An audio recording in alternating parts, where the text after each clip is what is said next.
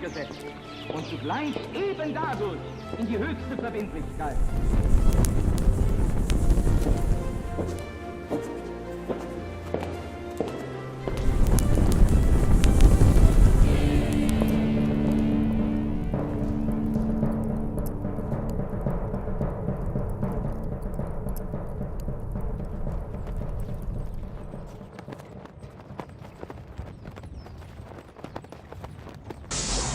Muy bien, sean bienvenidos a una nueva emisión de La Brújula. Es un gusto, un placer, un verdadero reto retomar este año 2023 en esta casa, en Conclusión TV, en una nueva entrega de esto que hemos decidido humildemente desde este rincón, desde este espacio titular, llamar La Brújula, un programa que hacemos ya hace varios años con un gran amigo, un compañero, colega, Lucas, Pablo ¿cómo te va? Davoli. ¿Cómo estás, Pablo? ¿Qué tal? Muy bien. ¿Vos?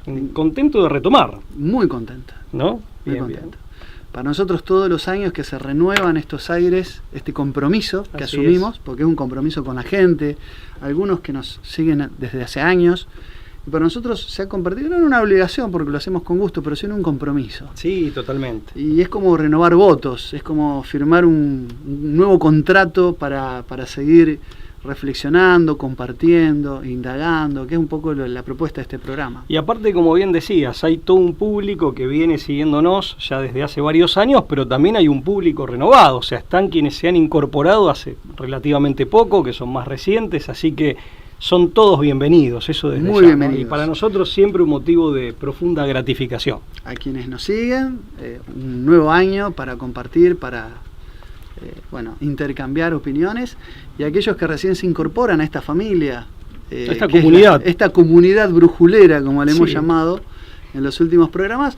Bueno, enhorabuena para seguir disfrutando, para seguir compartiendo y bueno, para seguir reflexionando, que es el Sí, llamado porque que en hacemos. definitiva el programa tiene por objeto invitar a pensar, a reflexionar, a dialogar también y por supuesto a investigar. Por eso también somos tan amigos de andar citando bibliografía o referencias de algún documental o lo que fuere, Ujú. porque nuestra idea en definitiva es justamente convocar para realizar entre todos esa tarea, ¿no? Así es. Pero bueno. Y este programa, como lo hacemos desde sus inicios, desde los primeros años, allá por 2014, se encomienda a la protección de la Virgen en su invocación, en su advocación de Schoenstatt, madre 3 veces admirable, reina madre y educadora, reina madre y victoriosa, ¿no? Es la Virgen de Schoenstatt. Nos ponemos siempre bajo su manto de protección y amparo para llevar adelante esta campaña, este compromiso, esta propuesta. Así que bueno, Pablo, confortable retomar y darle la bienvenida a nuestro público y a la gente que tanto nos hace llegar la gratitud por lo que hacemos desde este espacio. Así es. Hoy con un tema de apertura, ¿no? que es algo que ha sobrevolado mucho de nuestros programas, de nuestras miradas tangenciales o alternativas de la realidad. Este es un programa que se considera, en alguno de sus aspectos, un programa que hace revisión de la historia, de ciertos aspectos no contados de la historia. Hemos indagado en aquellos lugares más recónditos de la historia, siempre golpeando ahí en los lugares más sensibles de los relatos Sí. oficiales, muchas veces de la historia, ya sea antigua, clásica, moderna O contemporánea. ¿no? Pero no es solo la historia, no es solo, digamos, revisar episodios No, interpretaciones, ¿no? Correcto, De hechos. tal en cual. general. También es reformular cuestiones, o hacer abordajes desde perspectivas alternativas, Claro. que no necesariamente invalidan las que ya son conocidas. Claro. En ese sentido siempre intentamos hacer un aporte y vuelvo al mismo punto. Siempre la intención es, en definitiva, en última instancia, es llegar a la verdad, pero sabemos que esto es un proceso que puede ser largo e incluso penoso. Sí, Entonces, no, penoso es- en el sentido de que requiere de esfuerzos y puede conllevar sacrificios, ¿no? Pero bueno, orientarse en esa dirección, sabiendo que es un proceso. Es que a veces navegar contra la corriente puede ser incómodo, puede También, ser inhóspito, también, puede ser... también. Y a veces uno revisa o hace revisionismo desde el punto de partida de que presenta o ofrece documentos o autores que no son leídos o conocidos o que han sido silenciados, y eso ya de por sí Es un montón. es mucho, y además es polémico, controvertido, hace ruido, y eso es lo interesante, es lo que uno busca, ¿no? Incluso si no sería muy aburrido todo. Claro, que, no, sería algo sin sabor, ¿no? Claro, así si es. todos pensáramos sería igual muy, en una misma... muy insípido. Insípido, tal cual. Y bueno, y por eso quisimos hoy hacer algunas reflexiones, compartir algunas reflexiones sobre las diferencias, los contrastes entre negacionismo versus revisionismo. En términos muy generales y muy amplios, nos pareció que podríamos detenernos en un análisis conceptual de lo que es el negacionismo y el revisionismo. ¿Qué es cada cosa? ¿Por qué no son lo mismo? ¿Por qué a veces se confunden? De hecho, son categorías analíticas problemáticas. Claro, ¿no? muy problemáticas, que se entienden por ellas distintas cosas.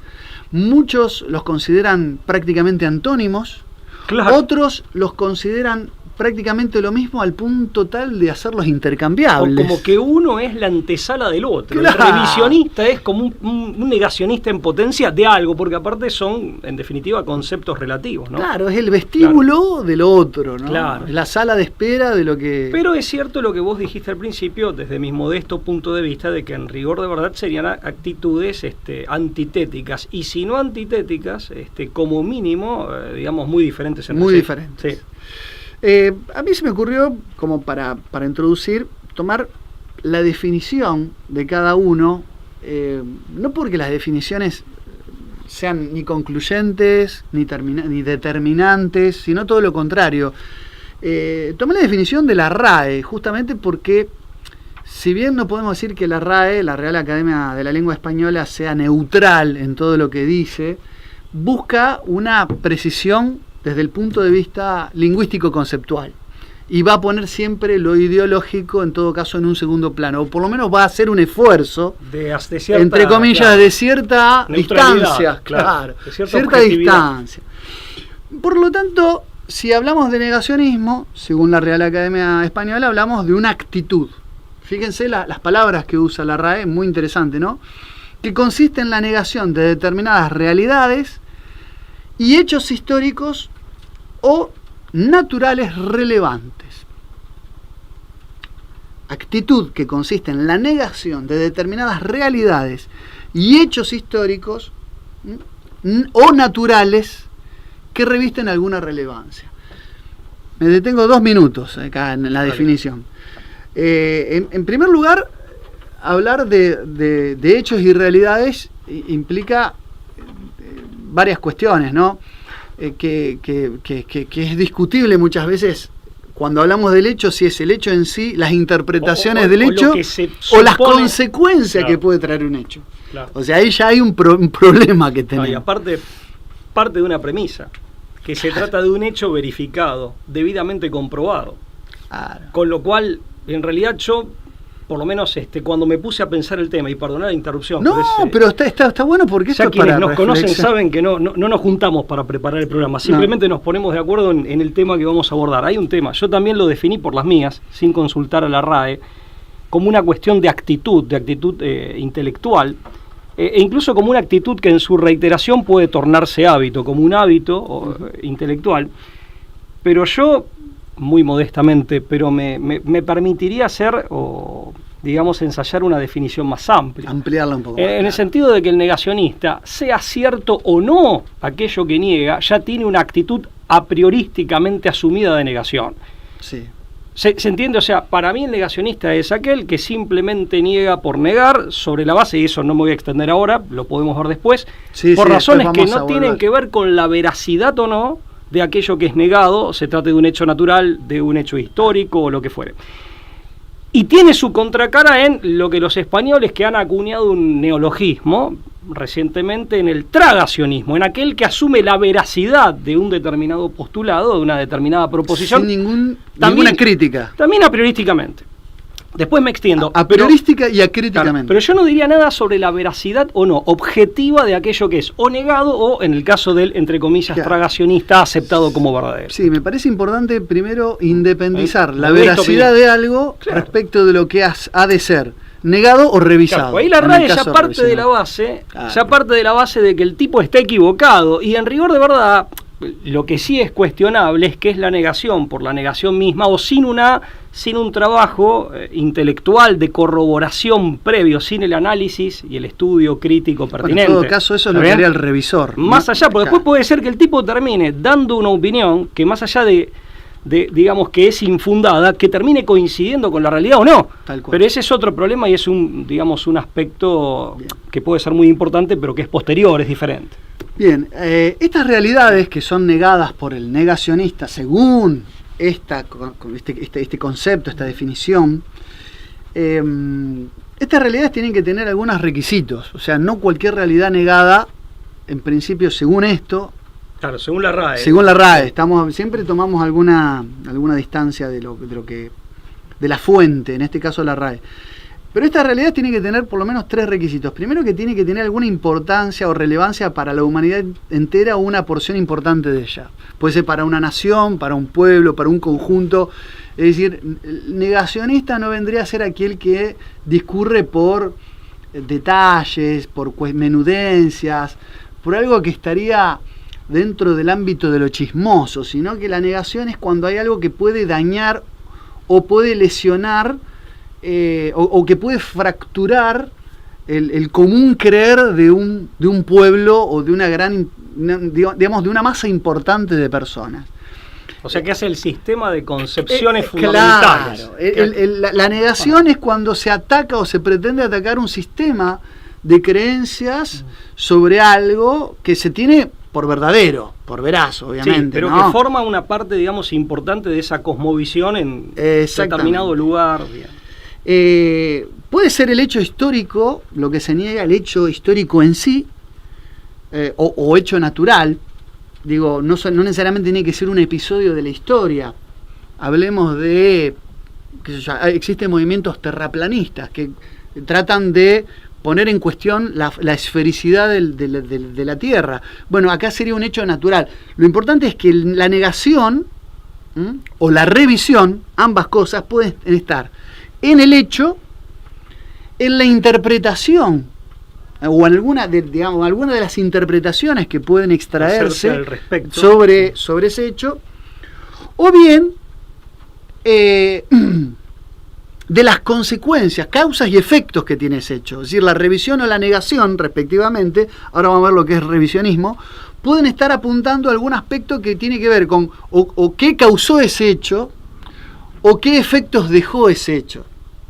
O sea, no necesariamente tengo que negar un hecho en sí mismo para poner en cuestión cómo se interpretan los efectos que tuvo, ¿no?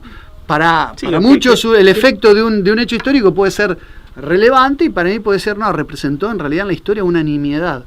O las causas que se le atribuyen a este hecho histórico no son tales. Bien. Son otras, puedo decir, son otras las causas de esto que pasó. No niego el hecho, pero las causas que se le atribuyen son las que estoy tratando de remover o poner en cuestión. En mi actitud ya veremos, o bien negacionista o bien revisionista. Ahora vamos a ver.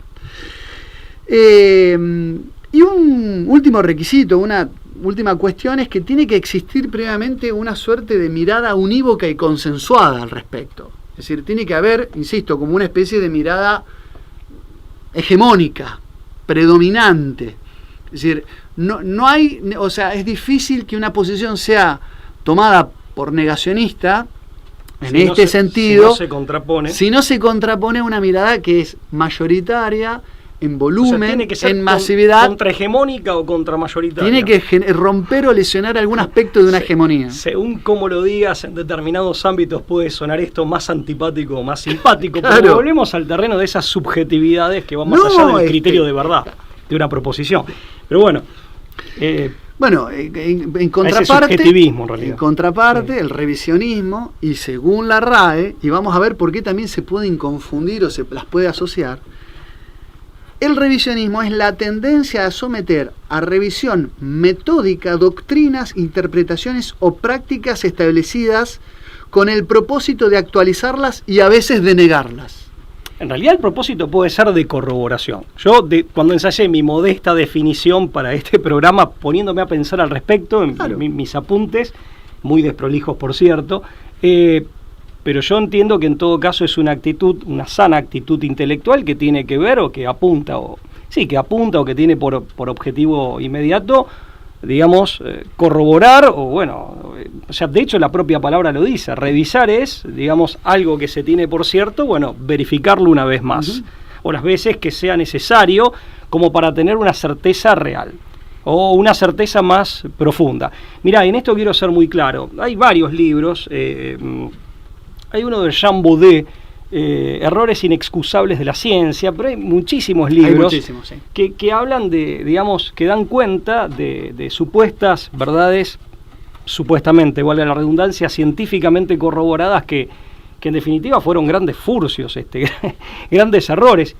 Y hay algo muy importante que aclarar, y acá estamos hablando incluso de aquello que se tiene por científico, o que han sido, digamos, postulaciones y tesis, proposiciones de orden científico, que finalmente se han revelado falsas. La ciencia de hoy, y ni hablar la doxa, la mera opinión, pero la ciencia de hoy no está exenta, no está exenta en modo alguno de volver a incurrir en furcios del mismo calibre o de calibre aún mayores. O sea, eso es un prejuicio progresista, pensar que solamente se podían equivocar antes, pero ya no. Sea en el orden digamos, del campo científico, digamos, en el orden del pensamiento y del saber científico, claro, ni hablar en el orden de la mera opinión. Entonces, en esto, digamos, creo que hay que ser claro, pero el revisionismo como tal es una actitud que tiende a, antes que nada, a corroborar y a verificar.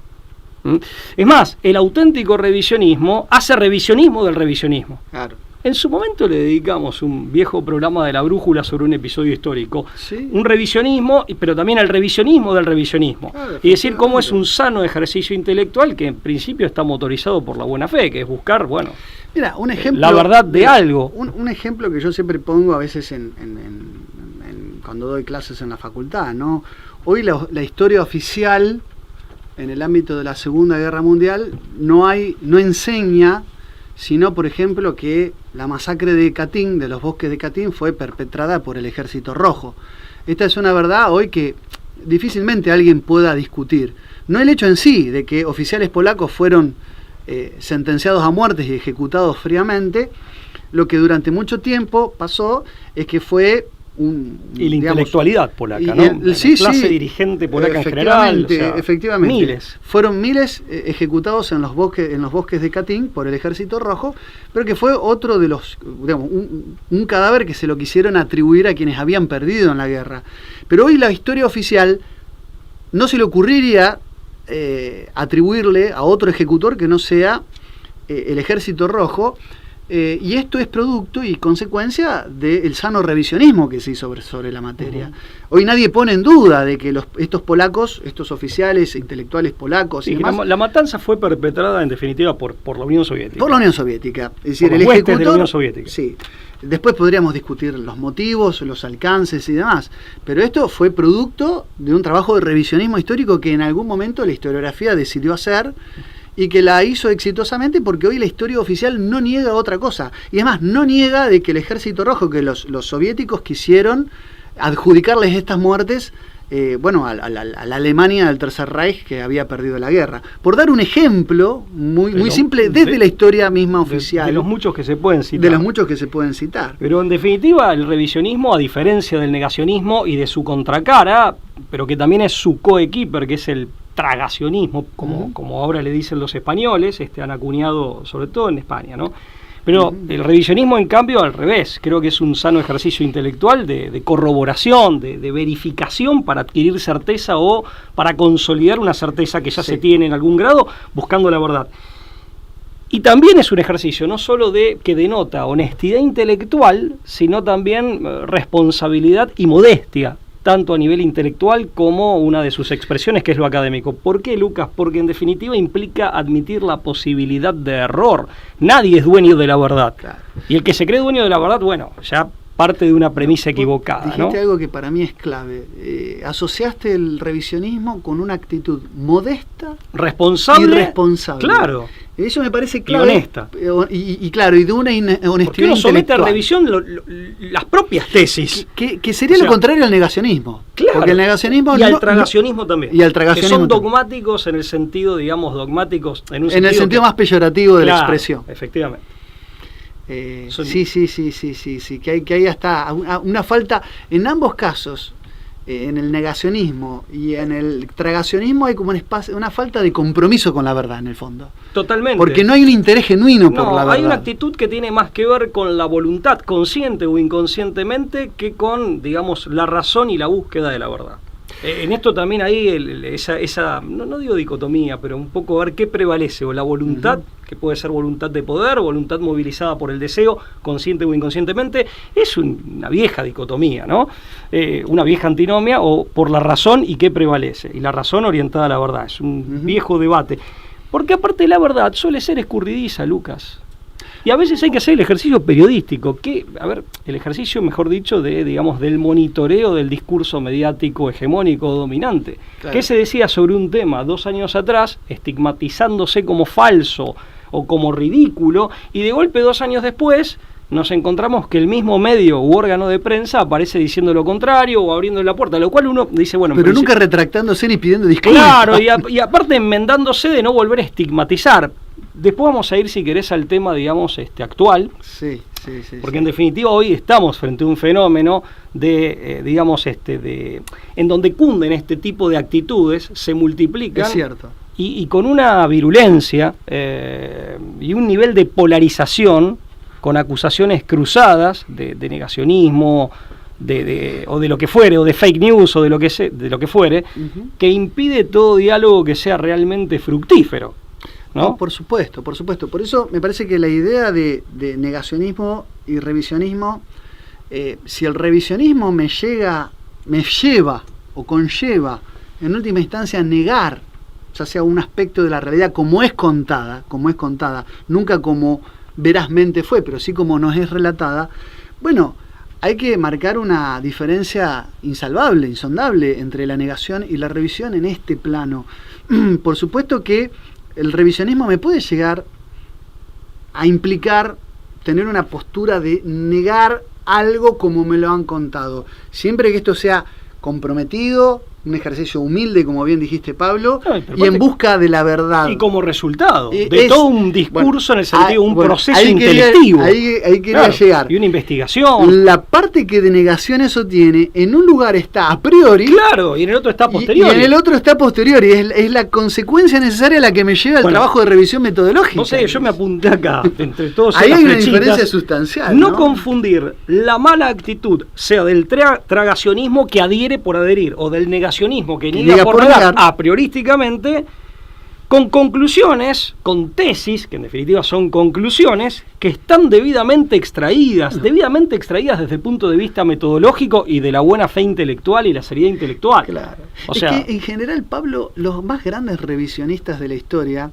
han llegado a sus conclusiones o a sus tesis queriendo afirmar la tesis contraria o opuesta. O sea, se pusieron a investigar. Son innumerables los casos donde historiadores buscaron reafirmar o corroborar una tesis y terminaron siendo portavoces. O partieron de una hipótesis y terminaron, en vez de corroborarla, terminaron sosteniendo una tesis que la contradice. Y aún así los han llamado negacionistas. ¿Sabés cuál es el caso? Que el tipo se sorprende, incluso lo somete a crítica respecto de la crítica del multiculturalismo. Inicia partiendo de una posición favorable al multiculturalismo Robert Putnam en los 90. Claro. Cuando él arriba a las conclusiones contrarias, que aparte ponían en tela de juicio. Él era un convencido de los beneficios del multiculturalismo. Claro, era un hombre de la centroizquierda norteamericana, estadounidense, sociólogo, conocido, politólogo. Entra en crisis e incluso se los muestra a sus pares y dice, che, critíquenme, díganme que me equivoqué porque estas conclusiones no eran las que yo esperaba. Y vienen a negar mucho de lo que yo pensaba y de aquellas ideas de las cuales él había partido. Volvió, le hicieron algunas críticas metodológicas, esto yo en mi libro de multiculturalismo lo describo, lo relato. Vuelve a hacer toda su investigación, su trabajo de campo, muy al estilo norteamericano, y confirma, y tipo con mucha honestidad intelectual, dice, bueno, confirmé las conclusiones a las que con sorpresa había arribado. Pero esto se puede verificar en cualquier campo científico. Uh-huh. Esta tensión, tal cual, esta tensión entre, si aparte es verdad, digamos, uno se pone a abundar las tesis más, insisto, hasta más jugadas, es de personas que han querido demostrar hipótesis contrarias. Bueno, ¿no? te digo una cosa, están los famosos casos de conversiones religiosas, bueno, incluso, ¿no? O sea, la gente que se ha alargado ¿no? a decir, bueno, voy a demoler la suma teológica de Santo Tomás de Aquino. Ha pasado con militantes del PC. Todos tomistas. Que algunos terminan, bueno, yendo a hacerse bautizar. Bueno, pero estos son casos reales. Claro, tipos, insisto, equivocados. Empezaron a entender la lógica y la razón que había en eso. Pero aparte tratando, a mí me llama la atención aquellos que buscan, sobre todo en la filosofía medieval, ¿no? Tratar de encontrar una especie de falta de raciocinio, de pensamiento mágico, sí, de una mística casi como delirante, un delirio místico, y se encuentren con el método tomista. Claro, fue muy común en los 60, fracturado. ¿no? O sea, intelectuales del PC, que siempre tuvo intelectuales de fuste, que se les encomendó la tarea, o se han dedicado a la tarea de intentar demoler la suma teológica. Etienne Gilson, el tipo termina convertido. Etienne Gilson se convirtió en un medievalista de la filosofía, pretendiendo ver en qué puntos había contrastes y rupturas de la filosofía moderna, cartesiana, con respecto del medievalismo. Y el tipo dijo, no, acá está la razón y el rigor. Algunos se convirtieron, incluso hicieron toda una conversión que va más allá de lo meramente intelectual, era como una metanoia profunda. Otros no se convirtieron, no se hicieron ni digamos, otros quedaron en una posición. Pero algunos dijeron, la verdad, si uno parte de la premisa de que Dios existe, cosa que Tomás de Aquino se encarga también de efectivamente, digamos, de comprobar racionalmente, pero bueno. Partiendo de la premisa de que Dios existe, ahí ya no se ponen a profundizar en eso, hay que reconocer que el edificio del tomismo no tiene fisura lógica. O sea, como sistema interno claro, guarda una coherencia. Efectivamente, no tiene contradicciones. Pero porque no se pusieron tampoco a indagar, porque Tomás se dedica a poner, digamos, esa tesis, a demostrar de que la existencia de Dios es demostrable por la razón. Pero claro, bueno, pero adolece no tiene fisuras internas. Eso como mínimo han reconocido eso. Bueno, y no es poco, oiga. Estamos dando ejemplos, podríamos citar. No, nos podríamos perder la tarde. Pero quiero continuar con esto. A ver, Pablo, si me seguís, yo voy tirando algunas cosas, vos vas reflexionando conmigo libremente. La idea de negación y de revisión,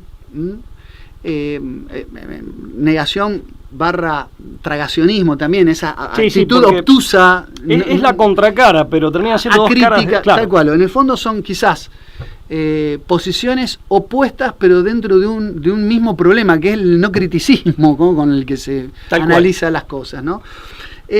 Son dos, pareciera haber una tensión entre revisionismo y negacionismo barra tragacionismo, y la idea de discurso hegemónico y discurso contrahegemónico. ¿En qué sentido? Entendemos primero por discurso, no estoy hablando de discurso en el sentido coloquial de la conferencia, el texto, el speech que tiene una persona frente a un público y que no la disertación. Hablamos de discursividad como un conjunto de ideas, un razonamiento, nociones coherentes entre sí. Hay una discursividad cuando hay un universo o un pluriverso de ideas que guardan alguna correspondencia, alguna concomitancia, alguna coherencia entre sí y que tejen una construcción de sentido. Es decir, cuando vos en esta puesta en acto de todas estas ideas y nociones, generás y perfilás una construcción de sentido. Ahí hay discurso o discursividad. Y el discurso hegemónico sería ese discurso que goza, la palabra hegemonía, según la RAE, es supremacía de cualquier tipo o predominancia. Esto es predominancia, dominio previo. Fíjate lo fuerte de las palabras que estoy utilizando. Dominio previo es una discursividad que tiene un dominio previamente a cualquier conjetura que la contradiga, ¿no? Por eso hablamos de un discurso mayoritario, más generalizado. Ahí hablamos de discurso hegemónico. Porque tiene amplificador, ¿no? Porque ahí entramos en otro terreno. Bueno, aquello que está instalado o que se intenta instalar. Pero que viene con un vigor, digamos, Está bien. Tiene una divulgación muy vigorosa. Claro, incluso, ojo que es un tema, sí, es verdad lo de la caja de resonancia de los medios de comunicación podría ser una cosa, ¿no? Pero podría ser determinante en este sentido. Pero o sea, pensemos, lo hace hegemónico sin sin el aval de la mayoría. Claro, la mayoría ahí aparece también en un lugar de pasividad, claro, ¿no? De recepción. No necesariamente, claro, ahí la mayoría podría hasta ser tragacionista en ese sentido, o sea, ver acríticamente podría pasar.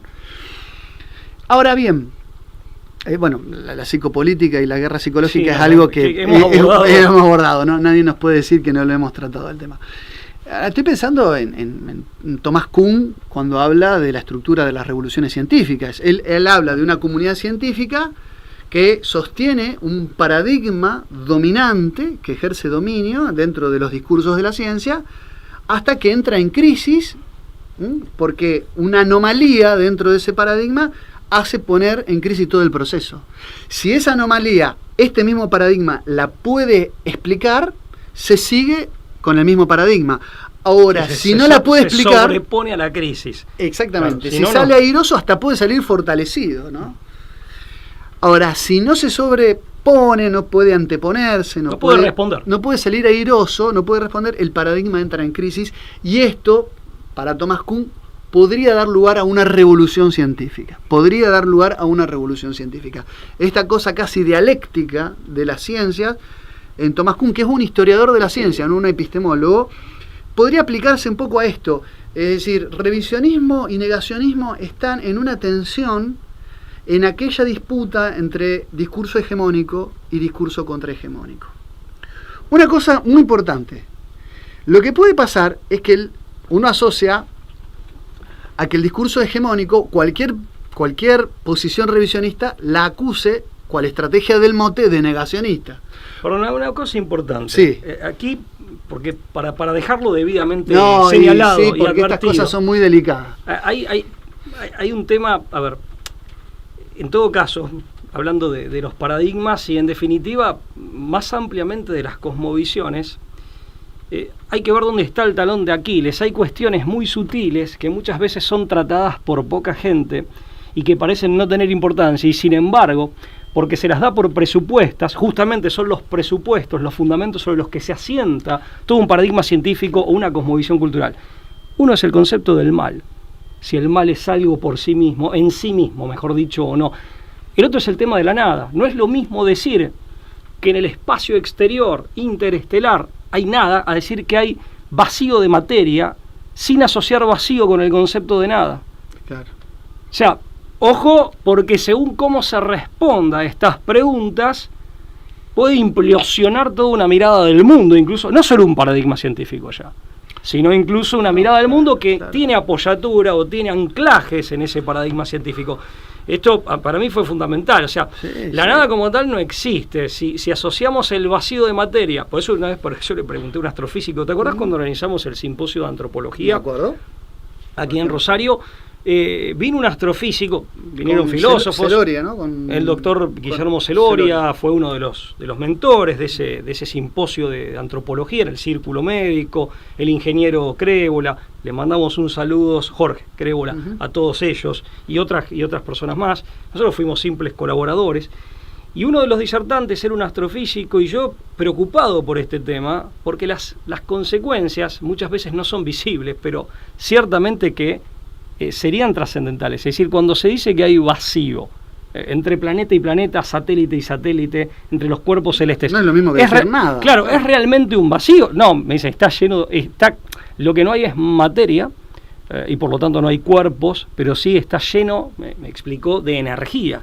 O sea, no hay vacío en el sentido de que no hay nada, de que la realidad está agujereada.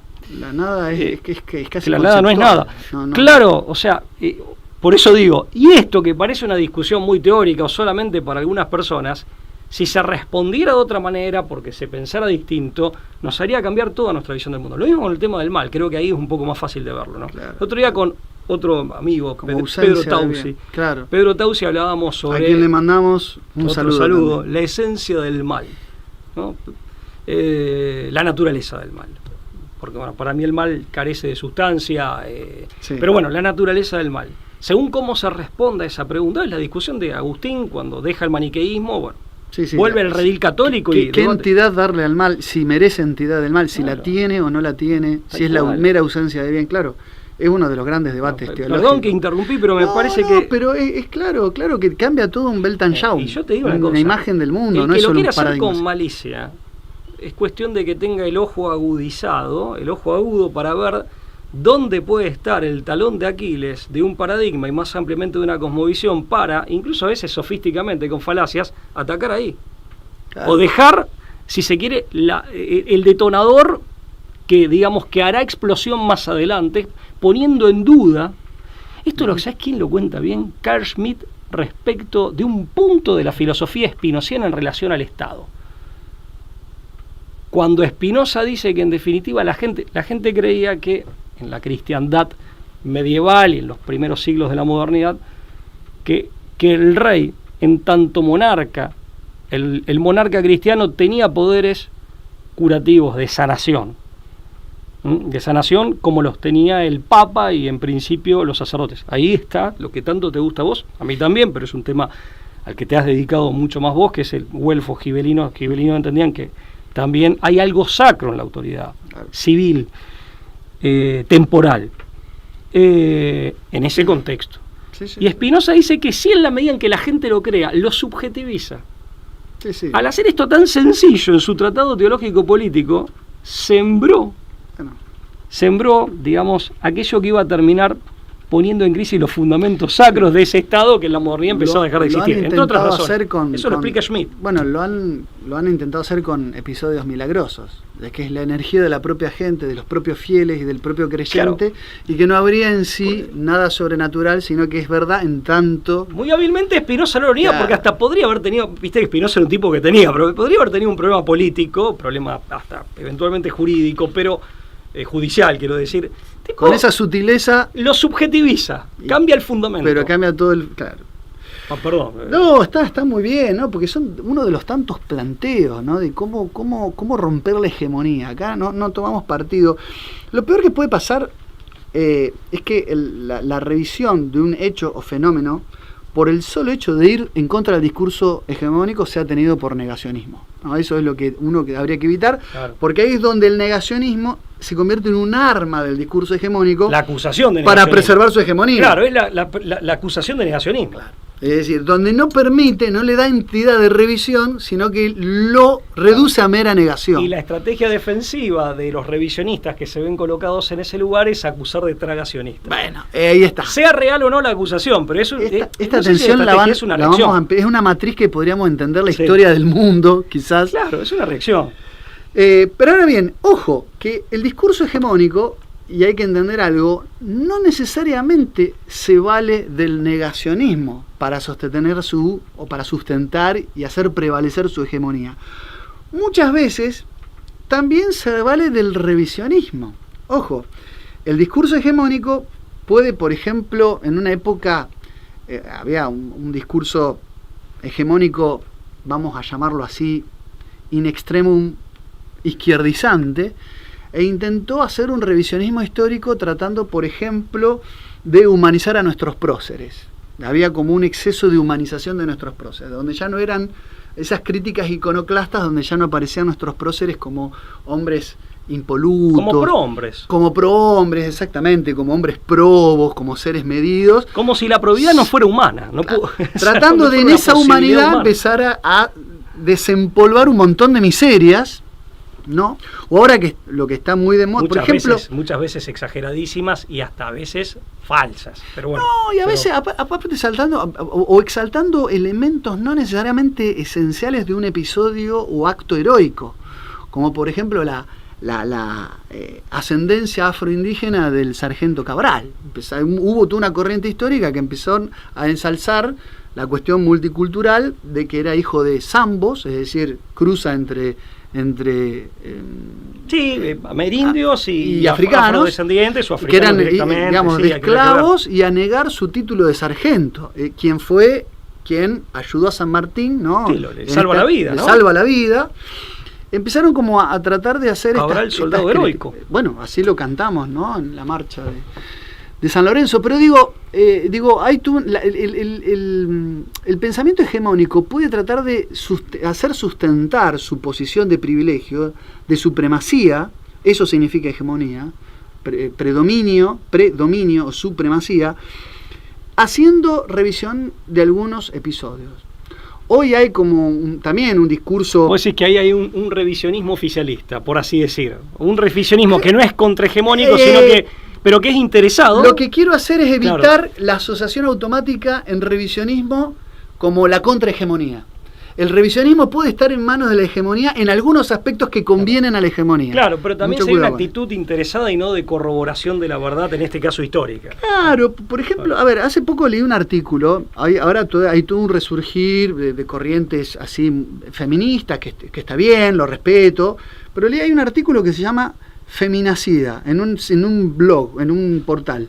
Las mujeres de la Revolución de Mayo y en las guerras de independencia, escrita por una periodista, historiadora, profesora, Ayelén Vázquez López, que también pretendía hacer toda una revisión de la época de la Junta, ¿no? De la primera Junta, y hablaba de las mujeres detrás de los hombres de la Junta, Guadalupe Cuenca respecto de Mariano Moreno, Remedios de Escalada respecto de José de San Martín, o la participación en las guerras de la independencia, María Remedios del Valle, Juana Zurduy, Macacha Güemes, la hermana de Martín Miguel, suprimidas durante mucho tiempo por la historia oficial. Un revisionismo que en el fondo hoy estaría en favor de una cierta tendencia mayoritaria de encontrar esta nueva, por así decirlo, y voy a hacer una palabra, cupo de género en la historia.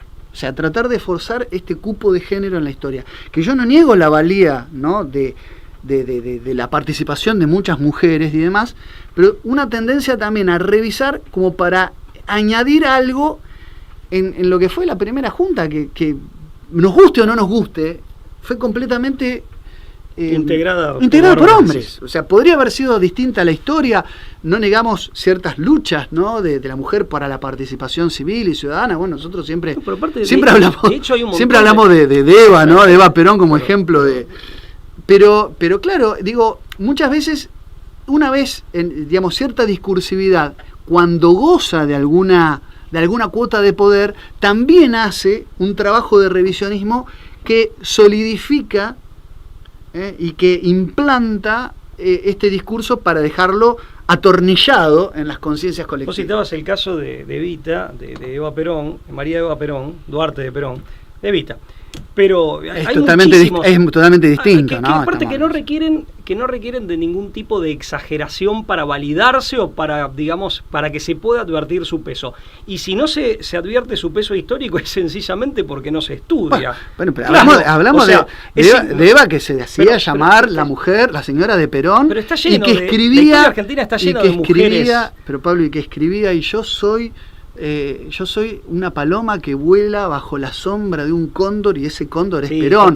O sea, en ese sentido tenía una grandeza de exaltar a su compañero, ¿no? Hay una complementariedad que no puede estar lesionada por ningún feminismo. Increíble en lo político y en lo personal, ¿no? Partiendo de lo personal, proyectándose a lo político. Sí, ya que sacás ese tema, en La razón de mi vida, el libro de su autoría, ella hace una crítica muy fuerte al feminismo de su época, que era un feminismo que bajaba, por así decir, entre comillas. El capítulo 48 de La razón de mi vida. Hace una crítica muy acerba, que bajaba de Estados Unidos, ¿no? Y sobre todo del mundo anglosajón. Bueno, creo que el capítulo se llama De lo sublime a lo ridículo, una cosa así. Sí, no, tiene una... es contundente. La crítica es durísima, es una crítica fuertísima, viniendo de ella aparte, pero... Te quiero decir, se me ocurre, por citar una de las tantísimas figuras históricas que podríamos citar, a Mamá Tula. Claro. Qué sé yo, pero por irme más atrás en el tiempo, pero hay un montón, o sea... El revisionismo, cuando es contrahegemónico, ahora estamos en un revisionismo que está contra el discurso hegemónico, tiene que ser metódicamente riguroso, ¿no? Justamente tiene que valerse de las herramientas de objetividad, para ser, porque cuenta con algunos puntos de desventaja, por así decirlo. Como no es el discurso instalado, no es el discurso mayoritario, tiene que reforzar la objetividad, y con ello tiene que convencer por la propia fuerza argumentativa. De sus argumentos. Claro, la propia fuerza de los argumentos es la que tiene que abrirle camino a la posición contrahegemónica del revisionismo. Déjame que me eche esto. No, digo, porque si no se convierte fácilmente en blanco de ataques.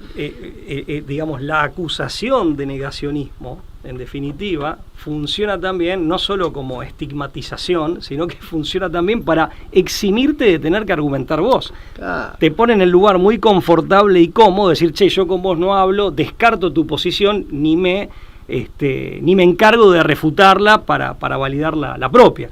Claro, sí, efectivamente. Es un ardid en el fondo, ¿no? O sea, es decir, bueno, es que acusar a alguien como para descartar su opinión o lo que postula, sin tomarme el trabajo de refutarlo. O sea, entonces digo que sobre la cuestión definitiva, y ya vamos haciendo las conclusiones finales porque parece mentira, pero un tema tan amplio que no terminaríamos nunca de abordar. Pero que llevamos una hora de programa, no, ¿ya? Sí, casi. Ya casi. Mira.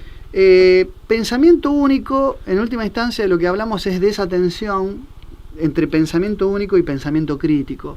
Es decir, lo que nos tiene que aleccionar esta tensionalidad que nunca termina, ¿no? Es que hay una especie de sano ejercicio o sano tándem entre los discursos predominantes o hegemónicos y los contrahegemónicos por vía de también una doble tensión que involucra el negar por negar versus la revisión seria y responsable de la historia. Confundir o de una hechos. cosa con la otra, ¿no? Me parece que lo importante es no confundir Tal cual. estos aspectos. Lo importante es no mezclar estos elementos, tenerlos bien identificados y tener la responsabilidad de pensar como dice nuestro amigo Adrián Salvucci, con el cerebro propio, ¿no? Tener siempre un propio juicio de las cosas. Por En última supuesto. instancia, Le mandamos un saludo también a Adrián. nos tiene que aleccionar para esto, ¿no? Para tener propio juicio, propio criterio y tampoco, es decir, tampoco es que el pensamiento único es malo por ser pensamiento único o el pensamiento hegemónico. Es siempre, digamos, lo que importa es la verdad. Bueno, el tema es verdad, voluntad o verdad poder, que esa es nuestra objeción. Si lo que se impone es la verdad, enhorabuena que sea pensamiento único la verdad. Si la voluntad está al servicio de la verdad o de la búsqueda afanosa y sincera de la verdad, bien intencionada, objetiva de la verdad, lo más objetiva que se pueda, lo más objetivamente que se pueda, o si es a la inversa, si la verdad es negada, prostituida, instrumentalizada, bastardeada y eventualmente desfigurada en su presentación al servicio de la voluntad / el poder.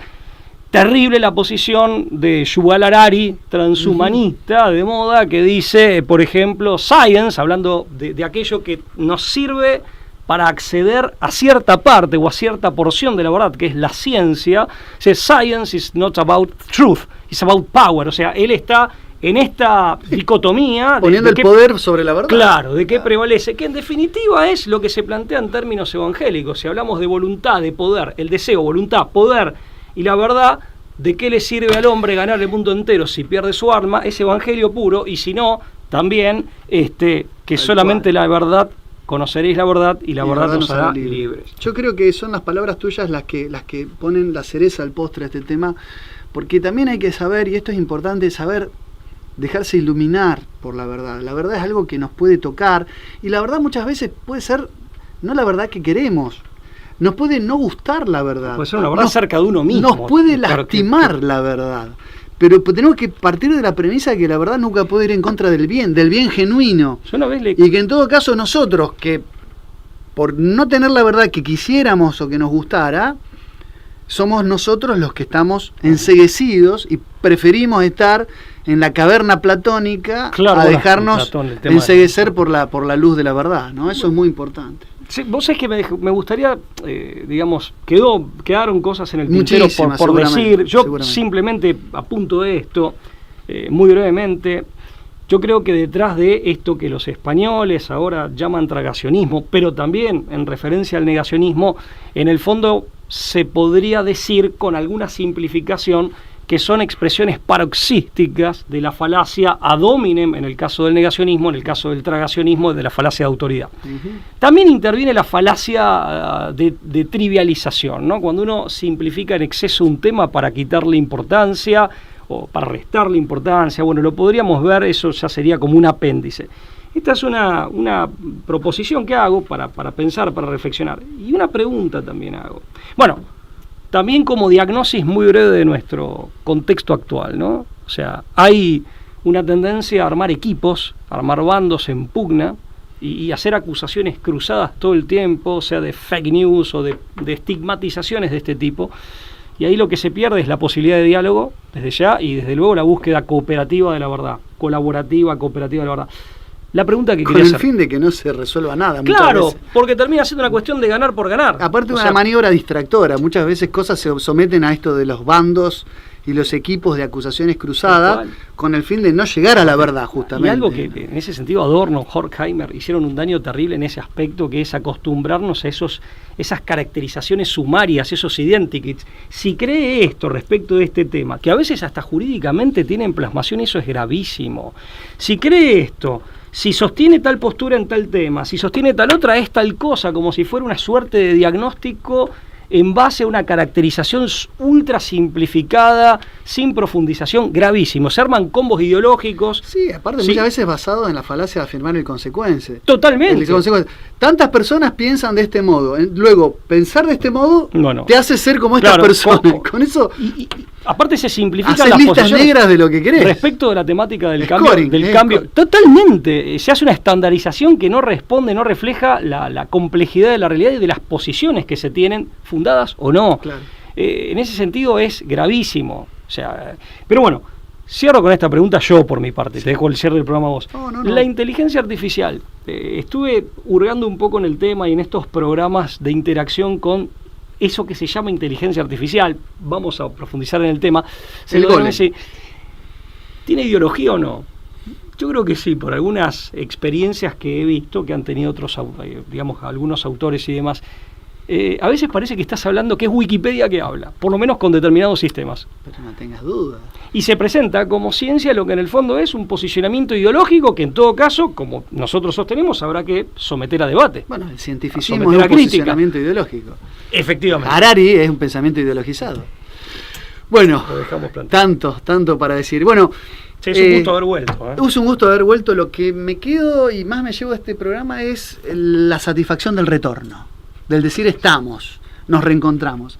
Así que bueno, este es un tema que da para mucho y creo que vamos a encontrar infinitos ejemplos para aplicar en nuestras vidas, en nuestros quehaceres individuales, en nuestras profesiones. Ser cautelosos, pensar por nosotros mismos, ser críticos con humildad y siempre dejar que sea la verdad la que nos alcance y nunca al revés. Yo te agradezco, Pablo, siempre tus reflexiones tan comprometidas, responsables y criteriosas. Uno puede aportar, es el granito de arena. Y a la gente que nos está viendo para reencontrarnos nuevamente 2023 en la casa de Conclusión TV. Esto ha sido La Brújula, muchas gracias. Chao, hasta luego.